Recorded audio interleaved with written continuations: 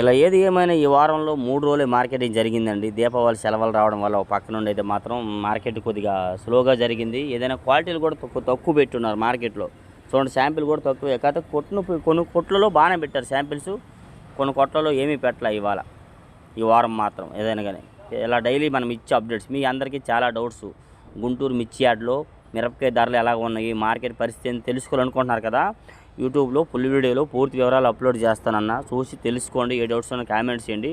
ఇవాళ డేట్ వచ్చేసరికి అయితే అక్టోబర్ నెల 25వ తారీఖు 2025 అనగా శనివారం మన గుంటూరు మిర్చి మార్కెట్ యార్డు.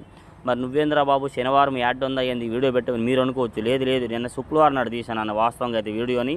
ఇవాళ పెడదామని దీన్ని దాచిపెట్టి ఇవాళ అప్లోడ్ చేస్తున్నాను. ఇలా జరిగిద్ది మార్కెట్ యార్డ్లో వ్యాపార లావాదేవీలు. అదే శాంపిల్స్ పెడితే ప్రతి షాపులో కూడా ఖాళీ లేకుండా బిజీగా ఉండిద్ది అనమాట. శాంపిల్స్ తక్కువ పెట్టారు కాబట్టి ఇలా యార్డ్లో ఖాళీగా ఉంది. ఒక పక్క దిగుమతులు కూడా బయట ఊర్ల నుంచి ఏసీ సరుకు కూడా వస్తుంది. వీలైతే లైక్ చేయండి, సపోర్ట్ చేయండి.